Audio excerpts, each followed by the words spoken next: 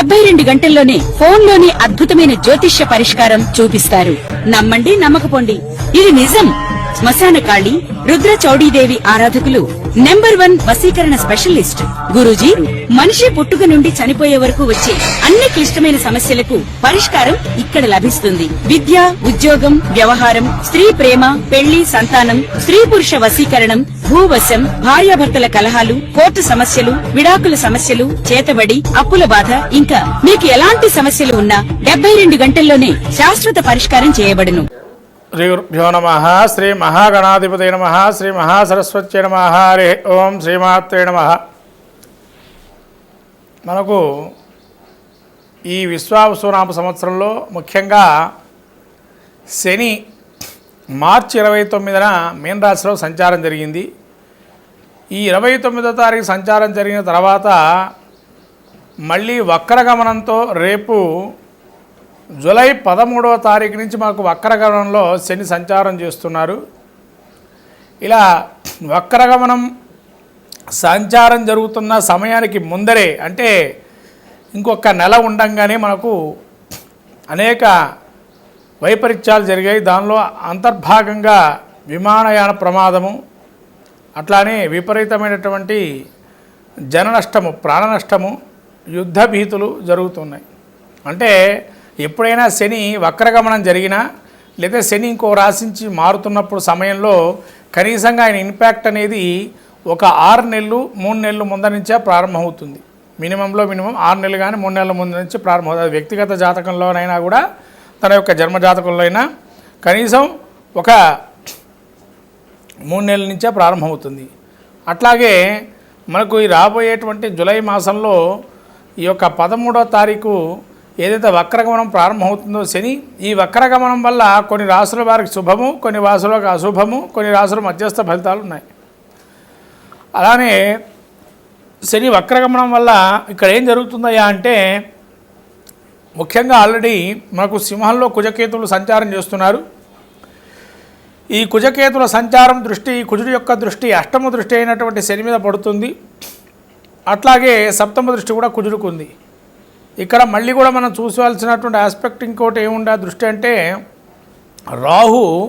రాహుకేతులు ఇద్దరు కూడా మారారు మనకు మార్చిలో. అంటే రాహు కూడా కుంభరాశిలో సంచారం జరుగుతుంది.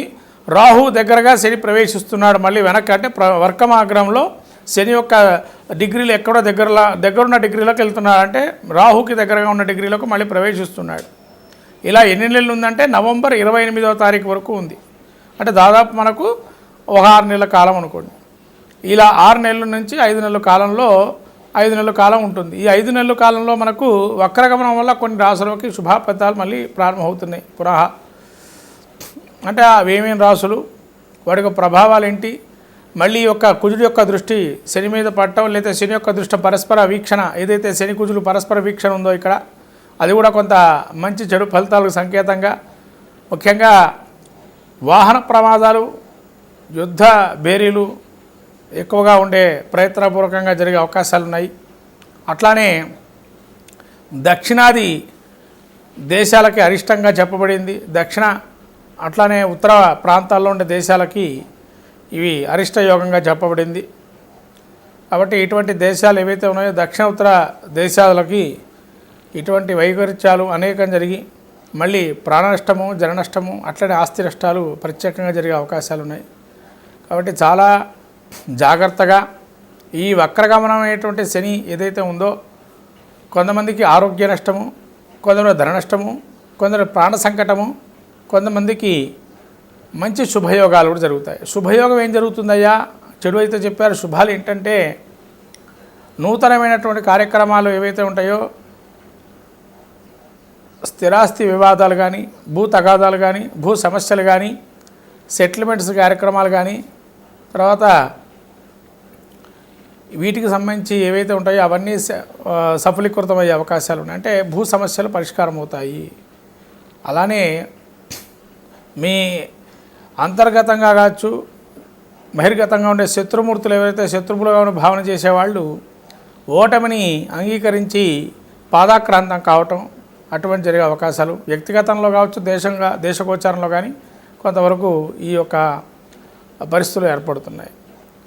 అట్లానే విమాన ప్రమాదాలు మీకు ఏవైతే జరిగినాయో అది లోగడ వీడియో మనం కొన్ని వీడియోలు ఏవైతే ఉన్నాయో నేను చేసిన ఉగాది సంబంధించినవి దానిలో చెప్పబడింది కూడా చిరకాల ప్రత్యర్థితో మనం పోట్లాటలు ఏవైతే ఉన్నాయో అవి జరుగుతాయని చెప్పి అట్లనే విమానయాన సంబంధమైన ప్రమాదాలు ఎక్కువగా జరుగుతాయని ఇది మార్చి నెలలోనే మార్చికి పూర్వం మార్చి నెలలో మనం చెప్పబడింది. శని రాహువులు ఒకటే రాశిలో సంచారం చేస్తున్నప్పుడు ఇలా వైమానిక ప్రమాదాలు ఇవన్నీ జరుగుతాయని చెప్పి ఇది జరగటానికి ఉన్న కారణం ఏంటంటే రాహు శని వాయు ప్రమాదాలు ఎక్కువ జరిగే అవకాశాలు ఉంటాయని మాకు గురువులు విద్యాబోధన చేసేటువంటి వారు ఆ సమయంలో మాకు చెప్పబడింది. కాబట్టి ఇవాళ అది జ్ఞప్తికి వచ్చి ఆ యొక్క పరిజ్ఞానం మేరకు శని రాహువుల యొక్క వైమానిక వాయు ప్రమాదాలు ఉంటాయని చెప్పి చెప్పబడింది. అలానే వాయు కాలుష్యం వల్ల కొందరికి అనారోగ్య సూచనలు కూడా వచ్చాయి. ఇవి రెండు కూడా శని రాహుల యొక్క కలయిక ఎప్పుడైతే మార్చి నెలలో జరిగిందో వాటి యొక్క ఉన్నతి ఈ విధంగా జరిగింది. ఇప్పుడు మనము ద్వాదశ రాశుల యొక్క వక్రగమనంలో ఏ విధంగా ఉంటాయో చెప్పబోతున్నాను. శ్రద్ధగా ఆ ద్వాదశ రాశి యొక్క ఫలితాలని ప్రతి ఒక్క రాశి వారు ఏ విధంగా పరిష్కారం చేసుకోవాలో మార్గాలు చెప్తాను. ద్వాదశ రాశి వారి యొక్క ఫలితాలు చెప్పబోతున్నాను, శ్రద్ధగా వినండి. శ్రీ గురుభ్యో నమః. శ్రీ మహాగణాధిపతయే నమః. శ్రీ మహాసరస్వత్యై నమః. హరి ఓం శ్రీమాత్రే నమః. ముఖ్యంగా శని వక్రగమనం వల్ల మేషరాశి వారికి ఏ విధంగా ఉండబోతుంది, మేషరాశి యొక్క ఫలితాలు ఏ విధంగా ఉంటాయో ముఖ్యంగా తెలుసుకుందాము. ఇప్పుడు మేషరాశికి ఈ ఒక్క వక్రగమనం ఏ విధంగా ఉండబోతుందయ్యా అంటే శని వక్రగమనం అంటే మీనరాశిలో ఉన్నారు, ఇప్పుడు సంచరిస్తున్నారు ప్రస్తుతకాలం. వీళ్ళు వక్రగమనం అయినప్పుడు దీని యొక్క రిజల్ట్ అంతా కూడా వక్రగమనంలో ఉన్నప్పుడు మేషానికి 11వ స్థానము కుంభరాశి అవుతుంది. అంటే కుంభరాశి యొక్క ఫలితాలు ఏవైతే ఉంటాయో వాటికి సంబంధించిన ఏకాదశ స్థానంలో వాటి ఫలితాలు ఉంటాయి. ఏమిటి అంటే ఆరోగ్యం అర్ధాలాపంచ స్త్రీపుత్రం సుఖవర్ధనం శుద్ధశుద్ధి రభిష్టంచ ఏకాదశే శనవు. అంటే ఈ యొక్క ఏకాదశంలో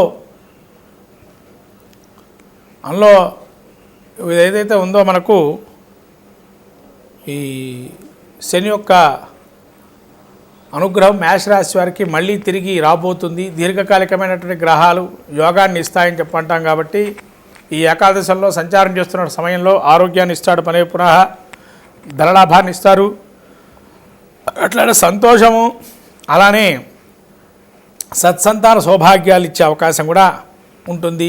ఏదైనా ప్రయత్నించగానే పని కార్యక్రమం నెరవేరే అవకాశం ఉంటుంది. అలా ఏకాదశంలో ఈ యొక్క శని ఏదైతే మేషరాశి సంచారం చేస్తున్నారో యోగాన్ని ఇస్తున్నారు. కానీ ఇక్కడ ఏంటంటే మళ్ళీ కూడా ఈ యొక్క శని యోగాన్ని ఇస్తూ మళ్ళీ తనక పంచమ స్థానం న్యాచురల్ పంచమ స్థానం సింహాన్ని చూస్తున్నాడు. ఇక్కడ సింహాన్ని చూస్తున్నాడు సప్తమ స్థానాన్ని బట్టి. కాబట్టి ముఖ్యంగా కొంతవరకు అత్యాశకు లోని అవకాశము లేదా కొంతవరకు అనారోగ్యము వచ్చేది ఏదైతే ఉందో ఆరోగ్యం వస్తుందని అన్నాం. కాబట్టి మళ్ళీ పునః ఆరోగ్యవంతులు అవ్వడం ఇవన్నీ కూడా కలుగుతుంది. కానీ లాభం ఏదైతే ఉందో అది కొంతవరకే ఉంటుంది. కుజుడు కేతు కలిసి ఉన్నారు కాబట్టి అక్కడ కాబట్టి లాభం కొంతవరకే ఉంటుంది. కానీ దీర్ఘకాలిక వ్యవహారాన్ని చక్కబడే అవకాశం ఉంటుంది. ఏదైతే అనుకుంటారో ప్రయత్నపూర్వకంగా అభీష్టాలు కానీ ఏమైనా నెరవేరే అవకాశం ఉంటుంది.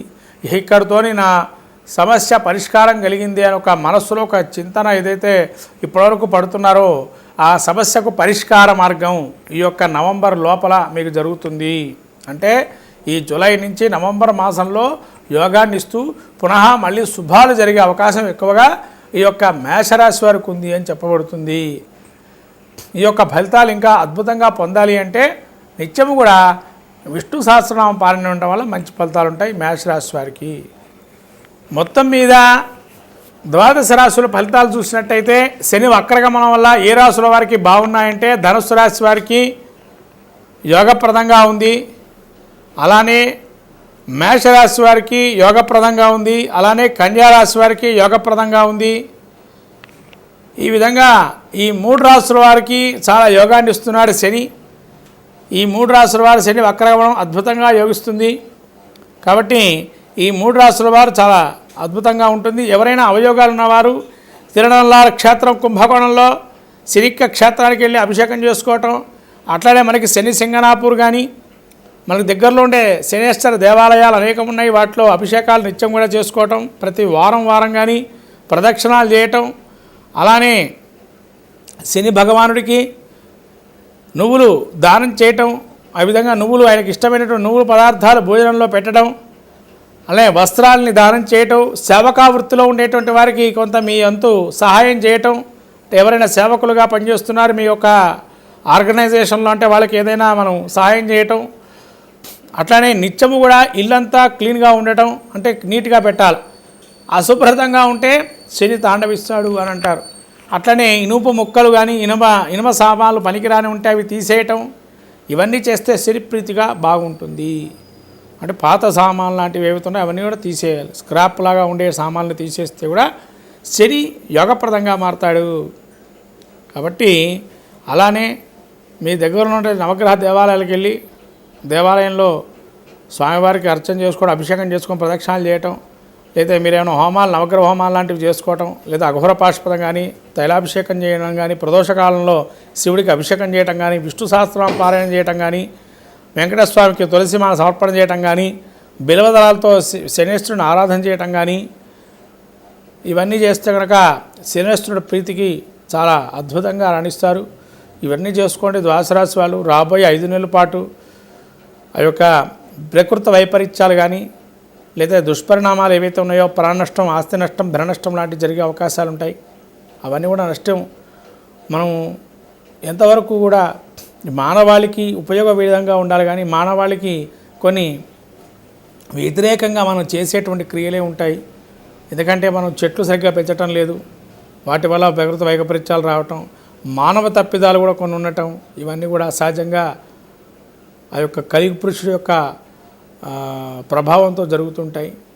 కాబట్టి ఇవన్నీ కూడా మనం ఏదైనా అర్చన, అభిషేకాదులు, హోమాదులతోని ఏం చేయగలుగుతామయ్యా, ఇన్ని చేసినా మాకు ఇంతే అనుకున్నా కూడా ఎప్పుడు భయపడకండి.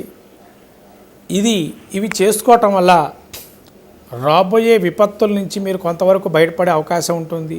అది గమనించండి. అందరూ కూడా భక్తులందరూ కూడా భక్తులుగా ఉండేటువంటి వారు నిత్యం కూడా భగవంతు ఆరాధన చేసేవారు గుర్తుపెట్టుకోండి. ఇవాళ చేస్తున్న ఆరాధనలు మీకు అక్కరకు రాకపోయినా రాబోయే విపత్తుల నుంచి కాపాడటానికి ఆ పూజలే మిమ్మల్ని కాపాడుతాయని చెప్పి భగవంతుడు ఈ పూజాధికాలు, హోమాలు ఎందుకు పెట్టారు అంటే రాబోయే విపత్తుల నుంచి బయటపడటానికి ఒక విధంగా మార్గం అయితే, ఇప్పుడు అనుభవిస్తున్న జన్మ ఏదైతే ఉందో అది పూర్వజన్మ కృతం సంచిత పాపంగా ఉంటుంది. దాన్ని నిలవరించడానికి, వచ్చే జన్మను ఉత్తమగతులు పొందటానికి ఇక్కడి నుంచి పాపాన్ని నశింపజేసి ఇక్కడ పుణ్యం తీసుకొని మళ్ళీ నెక్స్ట్ జన్మలో పాపాన్ని కానీ పుణ్యాన్ని కానీ అదే విధంగా తీసుకెళ్ళటం జరుగుతుంది. కాబట్టి ఇవన్నీ కూడా మనకు గత జన్మలో మనిషి 7 జన్మలు అనుభవిస్తాడంటారు జాతక చక్రంలో. ఆ 7 జన్మలు అనుభవించిన తర్వాత కానీ ఈ మానవ జన్మ నుంచి బయటపడరు. 7 జన్మలు మానవుడిగా పుట్టాల్సిందని మనకు జ్యోతిష్శాస్త్రం కూడా చెప్పబడుతుంది. అందుకనే మనుషులు 7 ఉంటారంటారు. ఇక్కడ కాకపోయినా ఇంకో చోట్ల బతుకుతూ ఉంటారు. ఆ 7 ఏదైతే ఉంటుందో ఆ 7 యొక్క స్థితిని మనం చూసుకొని తద్వారా జన్మ, అనుజన్మ, పూర్వజన్మ అనేవి ఉంటాయి. ఇది అందరూ తెలుసుకోవాలి. ఎందుకంటే ఇవాళ మనం చెప్పే ఫలితాలు ఏవైతే ఉన్నాయో, శని వక్రగమనం కావచ్చు, లేతే కుజకేతుల కలయిక కావచ్చు, శని రాహుల కలయిక కావచ్చు, ఇలా దుష్పరిణామాలు సూచించే గ్రహస్థితి ఏవైతే కలయికలు ఉన్నాయో అవన్నీ భయపడద్దు. మానవులందరూ కూడా నిగ్రహంగా ఉండాలి. జీవితంలో కష్టాలు సహజంగా ఉంటాయి. వాటిని జీవించి జయించడమే మానవాళికి జ్ఞానాన్ని ఇచ్చేదని గురువు ఉపదేశం చెప్తున్న సాక్షాత్ ఆ కృష్ణుడు చెప్పాడు అర్జునుడికి గీతాపదేశం. అట్లానే ఈ విధంగా మానవ జీవితంలో కష్టాలు సహజం, వాటిని జీవించి నిగ్రహించి నిలబడటమే జీవితంలో ఒక రహస్యం. ఇది గమనించి ఈ పరిహార మార్గాలను ఎంచుకొని తద్వారా అందరూ కూడా శుభంగా ఉండాలని కోరుకుంటూ శ్రీమాత్రే నమః.